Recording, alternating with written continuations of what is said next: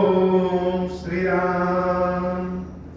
जो सुमिरत सिद्धि होई गणनायक कर बर बदन करहु अनुग्रह सोई बुद्धि राशि शुभ गुण सदना बंदौ गुरु पद पदुम परागा सुरुचि सुबास सरस अनुरागा मंगल भवन अमंगल हारी उमा सहित जहि जपत सुरारी सुमिर शिवा शिव पाई पसाऊं वर्णऊ रामचरित चित चाऊं पानी ग्रहण जब कीन महेशा हर्षे तब सकल सुरेशा हरे रामचरित सब आए प्रेम पुलक लोचन जल छाए कवन सो काज कठिन जग माही जो नहीं होई तात तुम पाही राम काज लगी तब अवतारा सुनता ही भयऊ पर्वता हे महादेव इस जगत में बाबा इस जीवन में बाबा न कोई कार्य कठिन है न ही कोई कार्य संभव है। यहाँ सारे कार्य सरल और संभव हो जाते हैं बाबा अगर आपकी कृपा हो जाए। प्रभु श्री राम विभीषण जी महाराज और अपने सारे मंत्रियों और सेनाओं से पूछ रहे हैं कि समुद्र के उस पार कैसे जाएं। अभी तक तो यह था कि सीता का पता नहीं, अब तो देवी सीता का पता भी चल गया है और देवी सीता और प्रभु श्री राम के बीच में एक बहुत बड़ा फासला है। क्या है? समुद्र। समुद्र को पार करना एक बहुत बड़ी चुनौती है। यह बहुत बड़ी चुनौती है। नदी तो है नहीं, यह तो समुद्र है और अकेले प्रभु श्री राम को तो पार नहीं करना है कि हनुमान जी महाराज के कंधे पे बैठे और इस पार से उस पार चले। समस्या यह है कि पूरी सेना को कैसे उस पार ले जाएं, किस प्रकार से ले जाएं। सबसे पूछा कि आखिर जाए तो कैसे जाए। रावण और राम में अंतर क्या है? रावण के पास भी शक्ति है और प्रभु श्री राम के पास भी शक्ति है, लेकिन रावण की शक्ति वह राक्षसी प्रवृत्ति की। रावण अपने विरोध में कुछ सुनना नहीं चाहता, अपने नाम के आगे किसी नाम की प्रशंसा सुनना नहीं चाहता और प्रभु श्री राम के यहां ऐसा नहीं। प्रभु श्री राम के राज्य में राम विरोध की भाषा भी सुनते और बहुत सहज रूप से सुनते हैं।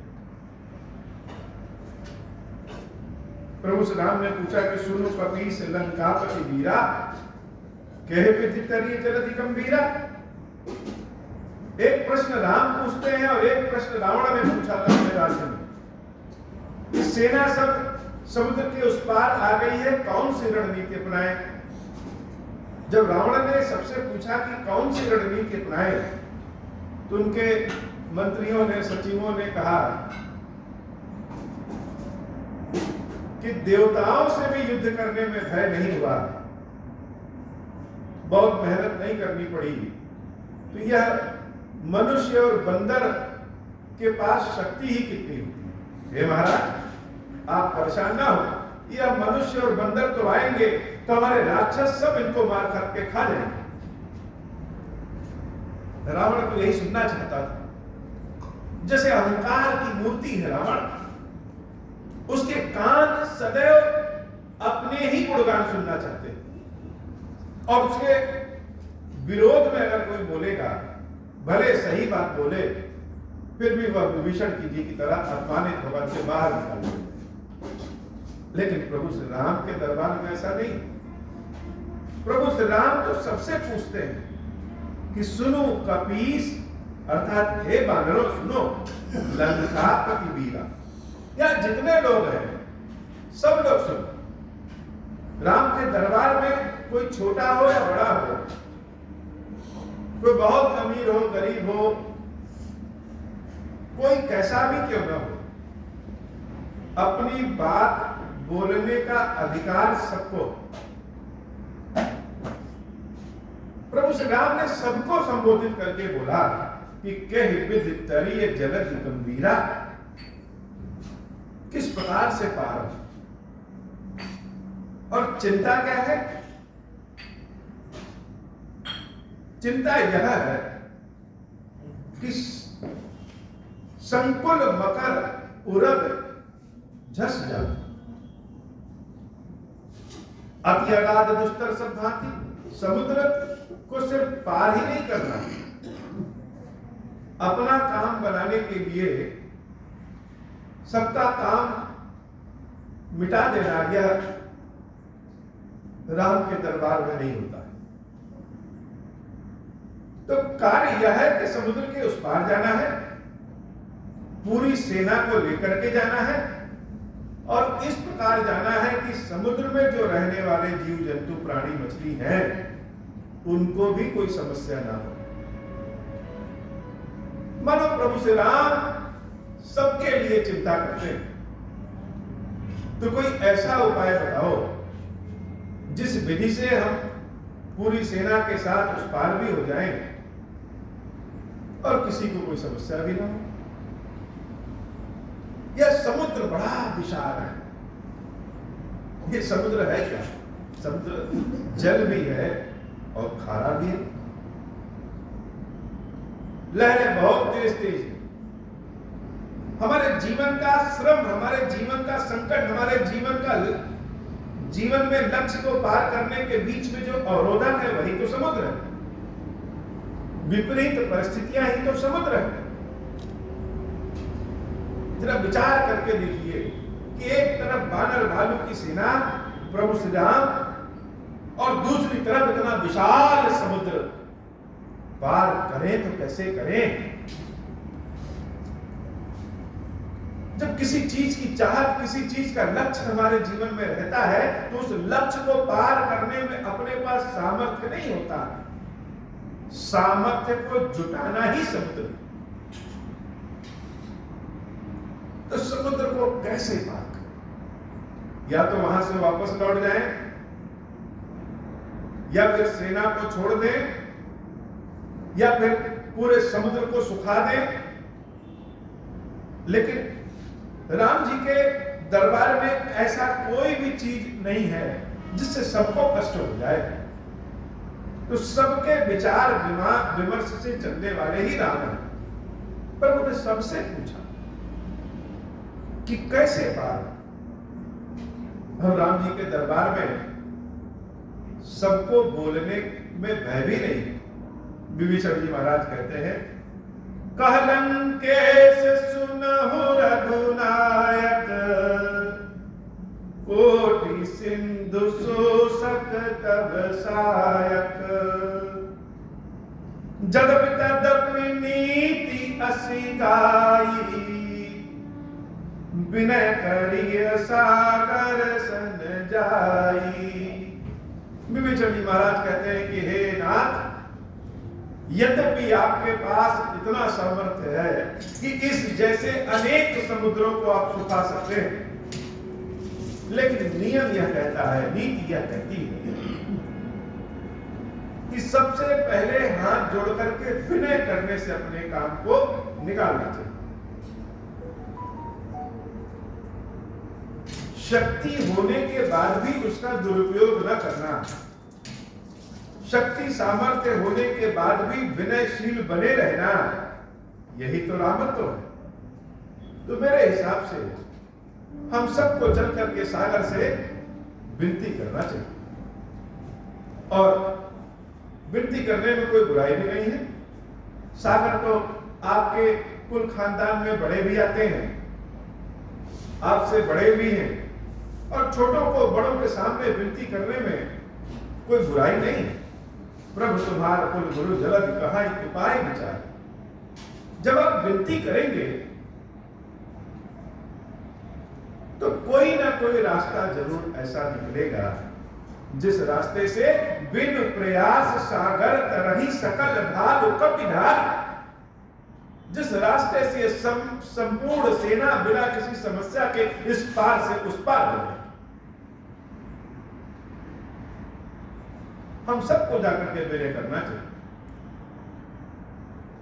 अब अगर रावण के दरबार में विभीषण जी महाराज ने यही कहा ही कि प्रभु श्री राम के समक्ष जाकर के उनकी शरण में पहुंच करके देवी सीता को समर्पित कर दीजिए और लंका में राज्य करिए, तो रावण ने विभीषण को बाहर निकाल दिया। राम जी के समक्ष जब विभीषण जी महाराज ऐसा कहते हैं कि सागर से विनय करिए, यह बात जब बाकी लोग सुनते हैं तो बड़ा आश्चर्यचकित हो जाते हैं। यह तो हम सोचे ही नहीं थे कि समुद्र से चल के विनय करें। जो समस्या है उसी से समाधान पूछ रहे हैं। यह कौन सी बात है? यह भगवान की रीति है। समस्या के समक्ष खड़े होने से ही समाधान मिलता है। समस्या फिर समाधान, फिर समस्या, फिर समाधान, फिर समस्या, फिर समाधान, यही तो जीवन है। और इस रीत का प्रयोग प्रभु श्री राम भगवान केवल रामावतार में नहीं, सभी अवतारों में करते। वामन अवतार में महाराज बलि संपूर्ण संसार को जीत लिए थे, सनातन धर्म को एक कदम रखने की भी जगह नहीं थी। तब भगवान वामन अवतार में आकर के जो समस्या थे बलि उन्हीं के पास गए और समाधान लेके आए। और तो और महाभारत की जो कथा है, भागवत की जो कथा है, उस कथा का आधार, उस कथा का जो सूत्र है वो राम कथा। भगवान राम का जीवन भी कृष्ण ने उस जीवन को ही विराट स्वरूप बना दिया। यही कथा तो महाभारत में भी है। जब भीष्म पितामह पांडवों और पांडवों की सेना को हराने के तत्पर थे, भरपूर कोशिश करने के बाद भी जब पांडव पितामह को हरा नहीं पा रहे थे तो क्या किया? यहां पे विभीषण जी महाराज प्रभु श्री राम से कह रहे हैं कि सागर से चल के विनय करो, और वहां पर स्वयं भगवान कृष्ण पांचों पांडवों से कहे थे कि चल करके भीष्म पितामह से ही पूछो कि वह कैसे हारेंगे। पांडव लोग बड़े आश्चर्यचकित हुए कि क्या पितामह बताएंगे कि मेरी मृत्यु कैसे होगी? कृष्ण ने कहा कि अवश्य बताएंगे।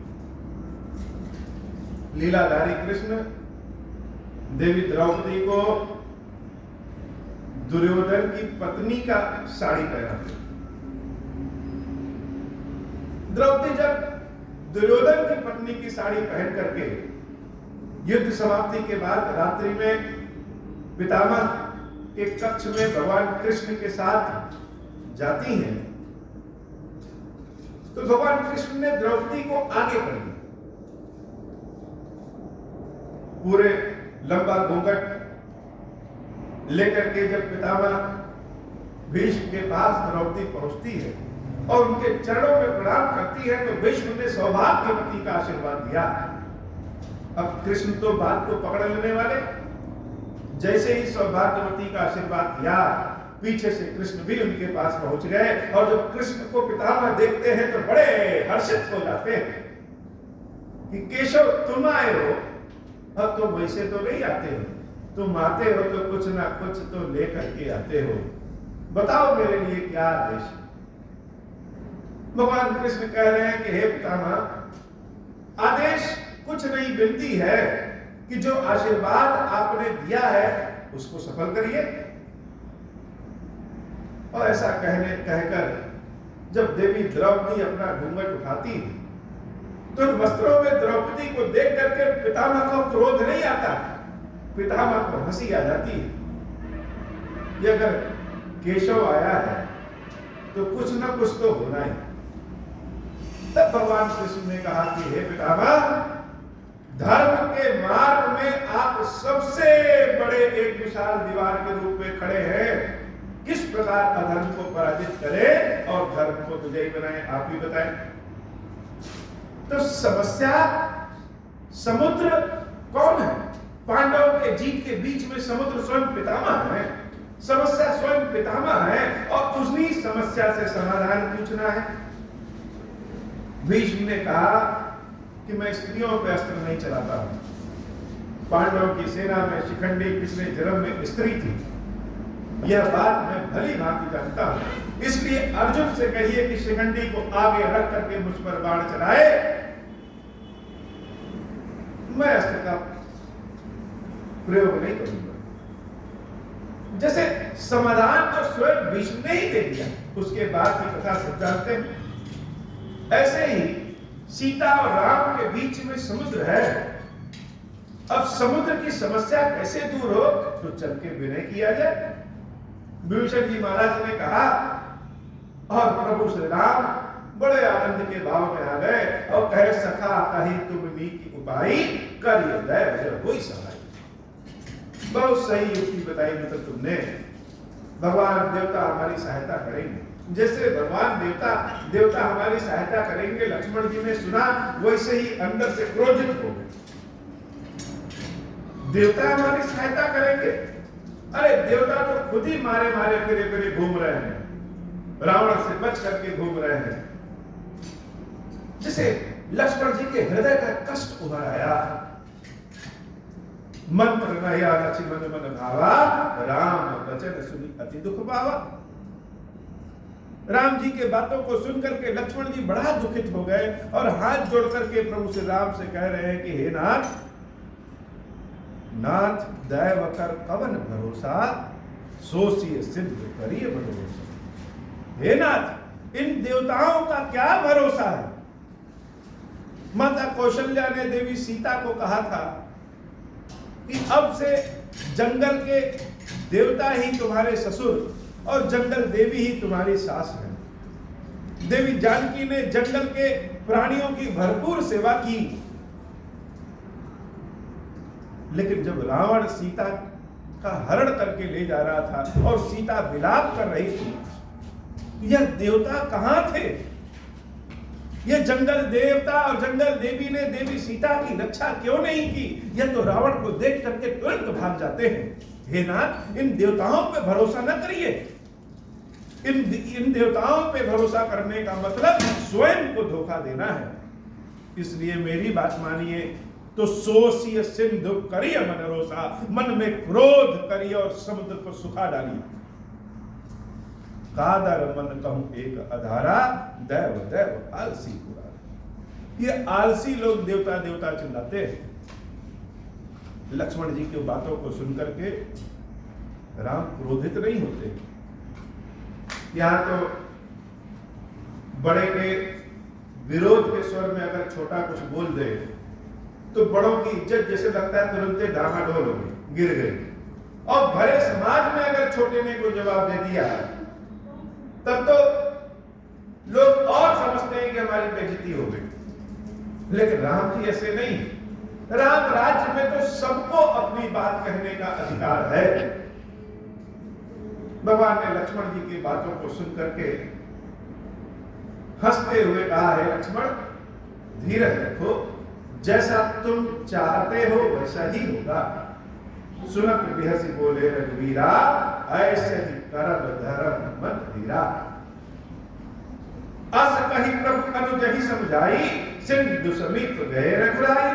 प्रथम प्रणाम की सिर नाई, बैठे पुनि तक दर्द साई।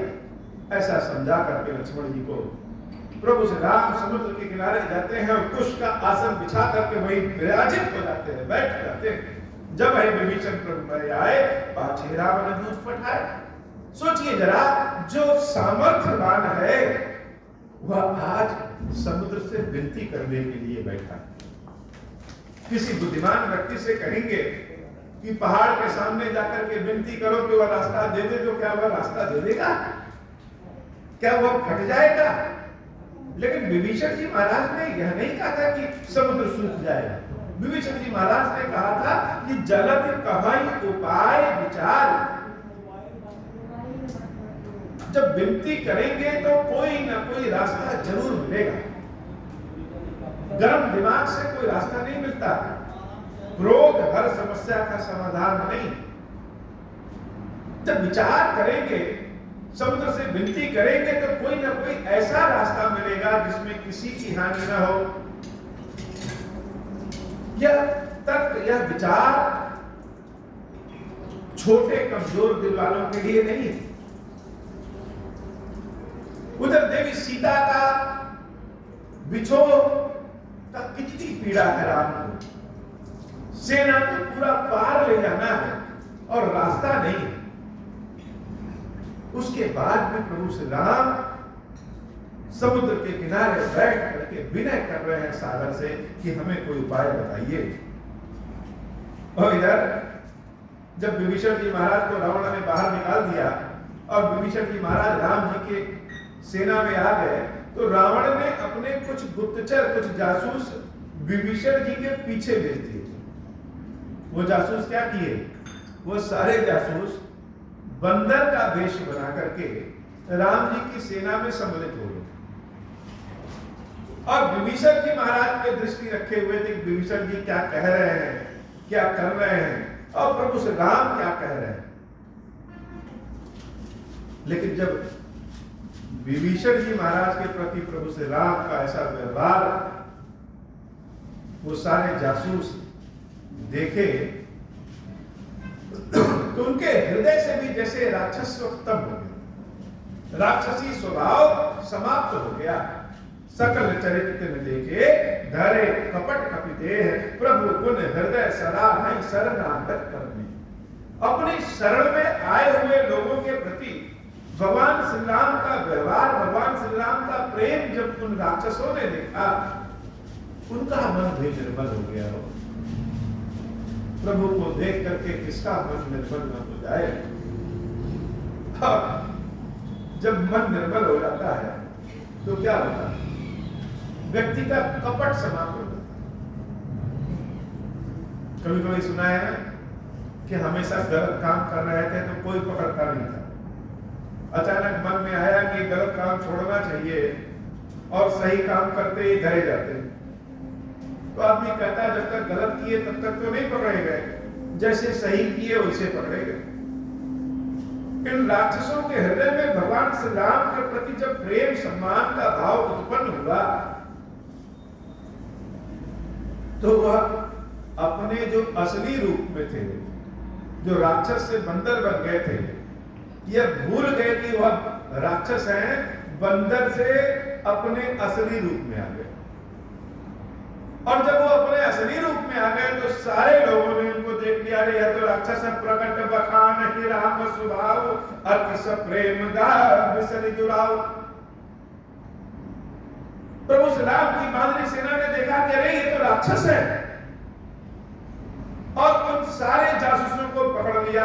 रिपु के दूत कपिल तब जाने सकल बाध कपीस बहियाने, और वहीं उनको बांध दिया और उनकी खूब धुनाई की। सुग्रीव जी महाराज आए। सुग्रीव जी महाराज के अंदर तो ऐसे क्रोध है बहुत, उनका तो मन कर रहा है कहां राक्षस मिल जाए और कहां उनको मार दे। राक्षस हमारी सेना में ही मिल गए। सुग्रीव जी महाराज बड़े क्रोधित हुए और लगे उन सबको मारने। वो सारे राक्षस जब मार खाने लगे तो हे राम हे राम हे राम हे राम चिल्लाने लगे। जैसे बच्चे छोटे होते हैं और जब लगता है कि जीत नहीं पाएंगे तो सामने वाले कह देते हैं तुमको तुम्हारी मां की कसम, अब परेशान ना करना। ऐसे ही ये राक्षस सब राम राम चिल्लाने लगे। और जब राम राम चिल्लाने लगे तो लक्ष्मण जी महाराज उधर से जा रहे थे। लक्ष्मण जी ने राम राम राम राम सुना, यह क्या हो गया? सुग्रीव सुनहु सब बानर अंग भंग करि पठवहु निशिचर। सुनि सुग्रीव बचन कपिधाए, बांधि कटक चहु पास फिराए।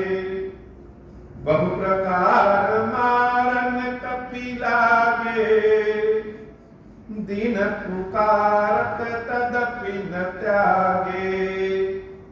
जो हमार हर नासा काना, तहि कौशलाधीश के आना।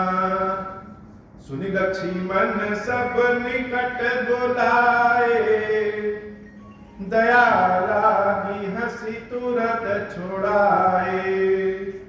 रावण कर दीजहु यह पाती, लक्ष्मण बचन बाचुकुल घाती।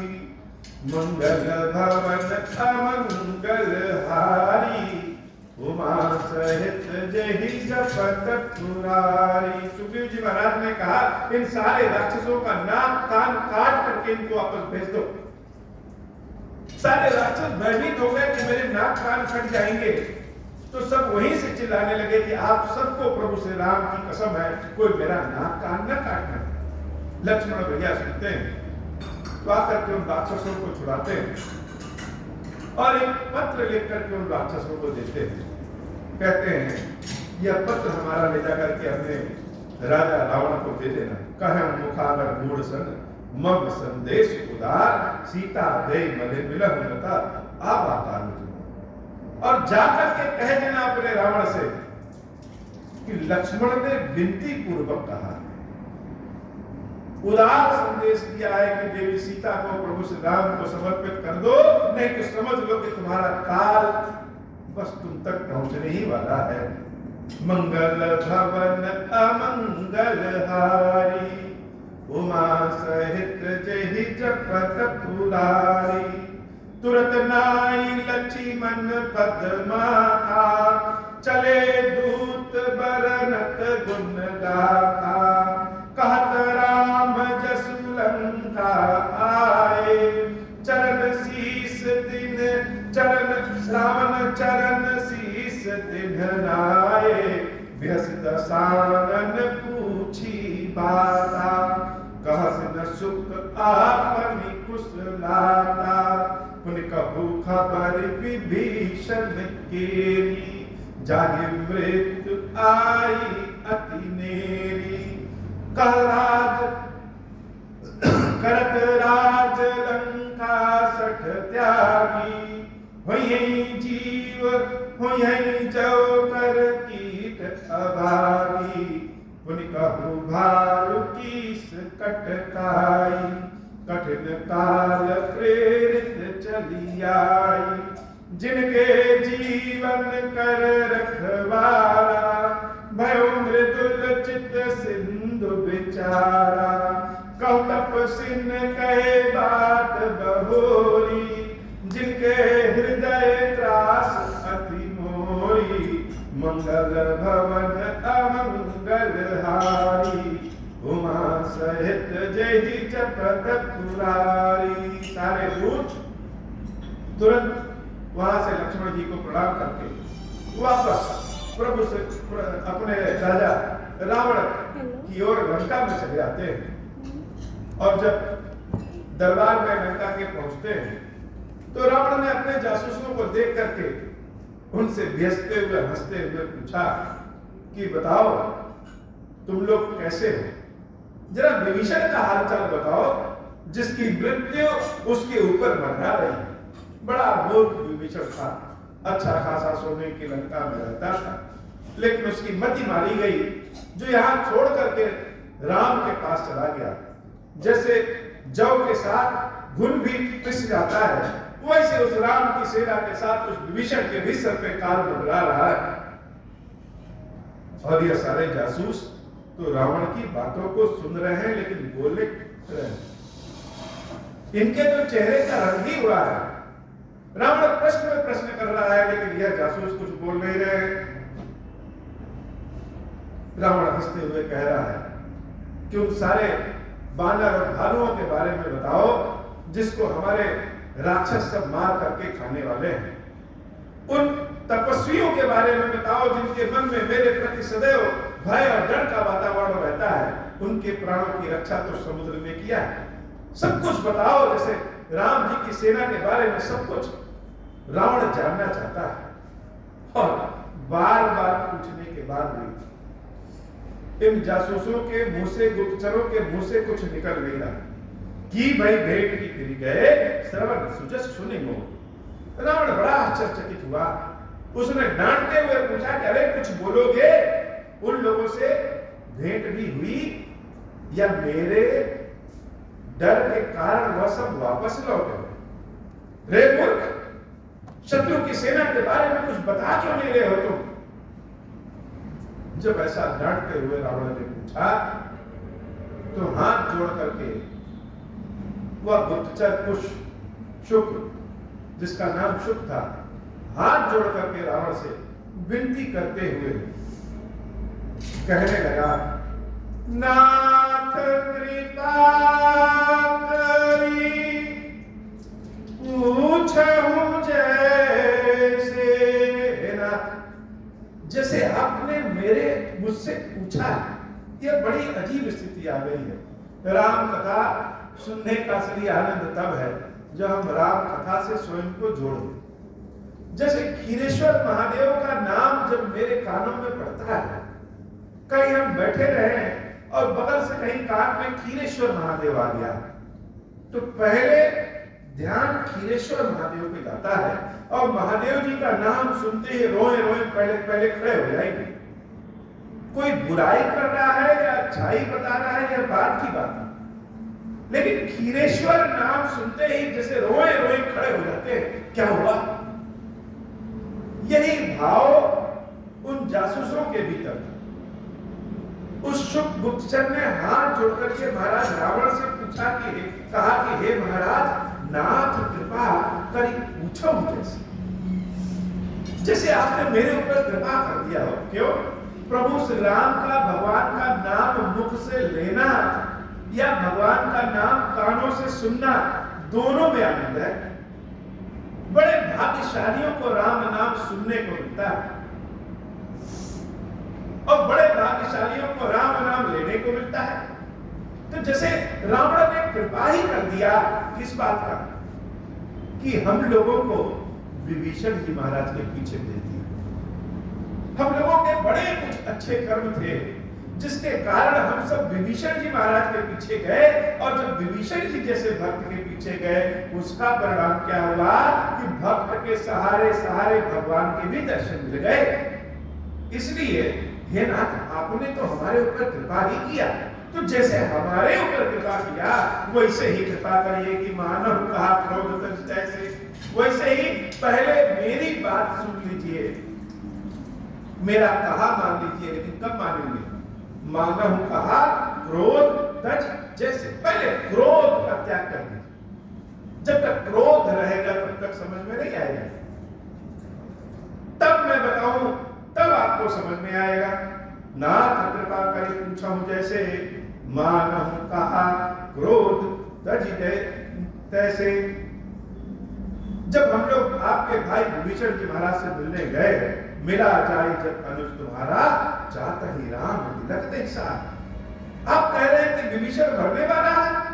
अरे जैसे ही वह पहुंचे, प्रभु श्री राम का व्यवहार इतना बढ़िया है, इतना श्रद्धा भाव प्रेम से विभीषण से मिले कि मिलते ही विभीषण का रास तिलक करके लंकेश बना दिया। राम के हृदय में, राम के मन में लंका के संपत्ति की चाहत ही नहीं। आप कहते हैं सोने के पीछे, सोने के हिरण के पीछे रावण दौड़ पड़े, राम दौड़ पड़े। राम के मन में तो लालच ही नहीं, उन्होंने तो विभीषण का ही रास तिलक कर दिया। विभीषण जी महाराज तो बड़े सुखी हैं। रावण ने दूत हम ही सुनी कहना, कपन बांध दीने तो बनाना। प्रभु श्री राम की सेना को जब पता चला कि हम लोग रावण की सेना के हैं, तो हमको बांध दिया, बहुत मारा। नाक कान काटने वाले थे, श्रवण नासिका काटे लागे, राम शपथ दीने हम त्यागे। जैसे वह सारे गुप्तचर रावण को बताना चाहते हैं कि आपके नाम का क्या प्रभाव है। रावण का नाम कहीं ले लो तो मरने की स्थिति आ जाती है, और जब राम का नाम लिए तो मरता हुआ भी जीवित बच जाता है। श्रवण नासिका काटे लागे, राम शपथ दीने हम त्यागे,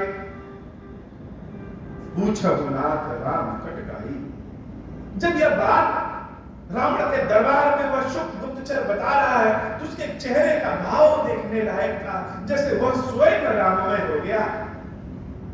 रावण पर हंसते हुए कह रहा है, रात आप पूछ रहे हैं कि राम की सेना के बारे में बताओ, पूछब नाथ राम कटकाई, बदन कोट सत वर मिल।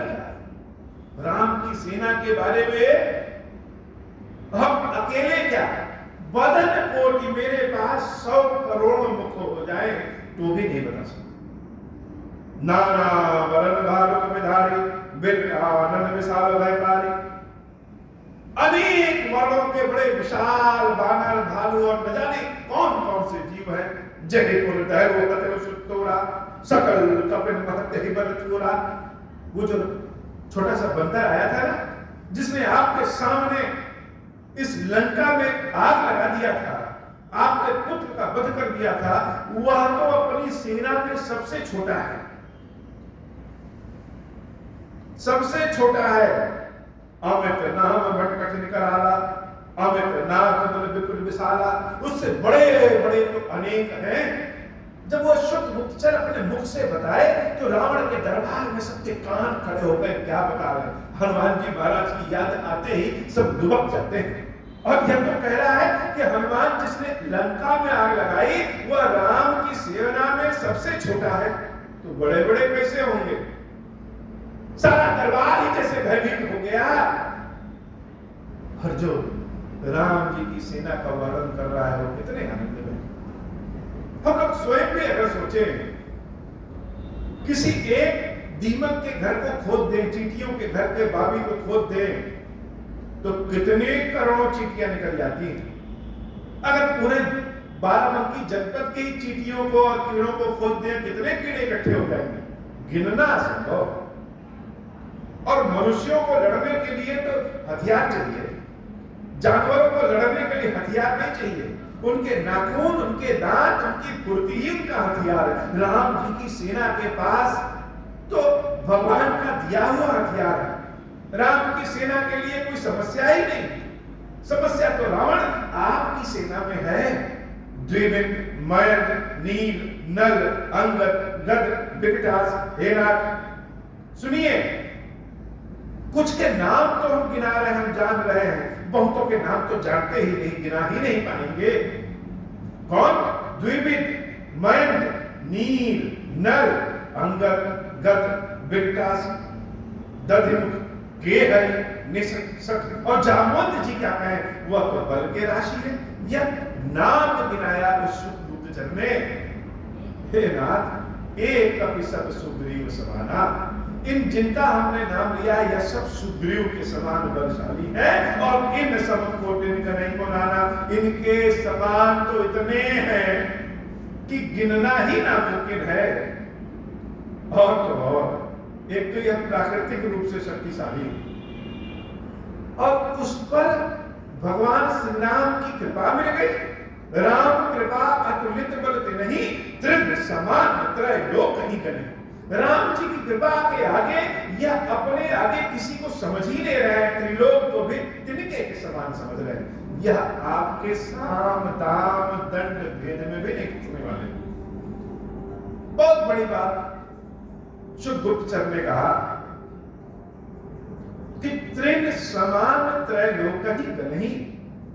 आप सोच रहे हैं कि सोना देकर के इनको खरीद लेंगे, तो इस सोना लंका का सोना नहीं, ये तीनों लोगों को यह तिनके के समान समझ रहे हैं। कब? जब राम जी की कृपा है तब। यह साम दाम दंड भेद में भी नहीं आएंगे।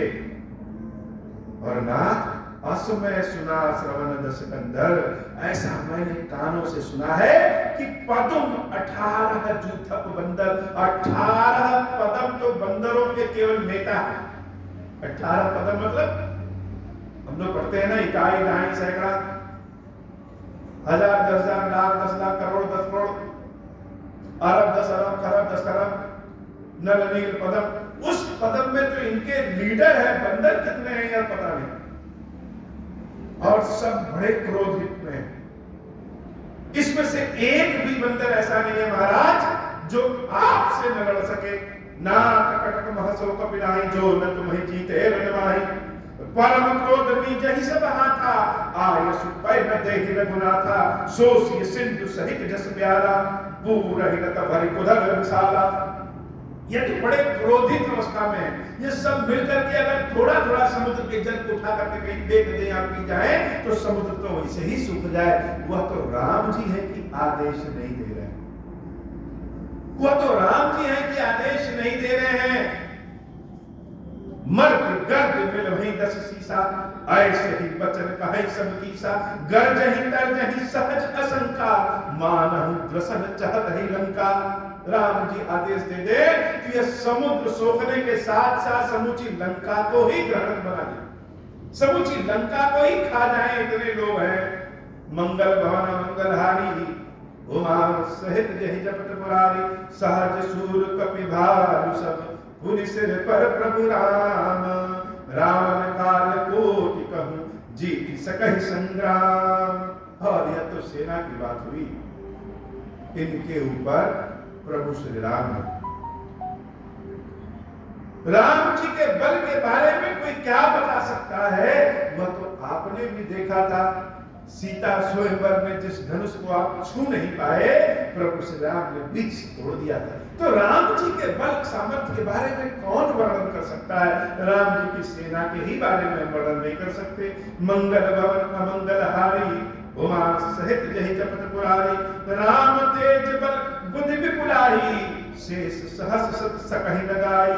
सकसर एक सोषि सत सागर, तव भ्रातहि पूछे उनय नागर। तास बचन सुनि सागर पाही, मागत पंथ कृपा मन माही। इतना बलशाली होने के बाद प्रभु श्री राम चाहे तो एक बाण में समुद्र को सुखा दे, लेकिन इतना बल होने के बाद भी कितने धीर गंभीर विनय वाले मेरे राम जी हैं कि वह आपके भाई विभीषण से सलाह ले रहे हैं। और विभीषण जी ने सलाह दिया कि सागर के आगे विनती किया जाए।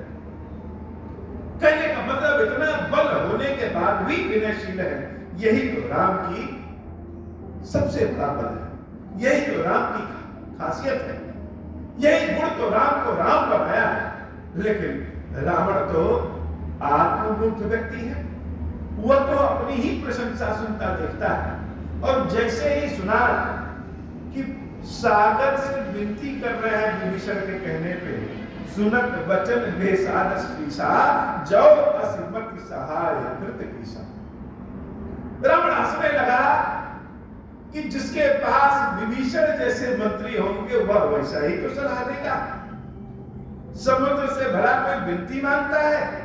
समुद्र से रास्ता मांगने पे क्या समुद्र रास्ता दे देगा? बड़े मूर्ख हैं दोनों भाई। अच्छा हुआ विभीषण हमारे यहां से चला गया।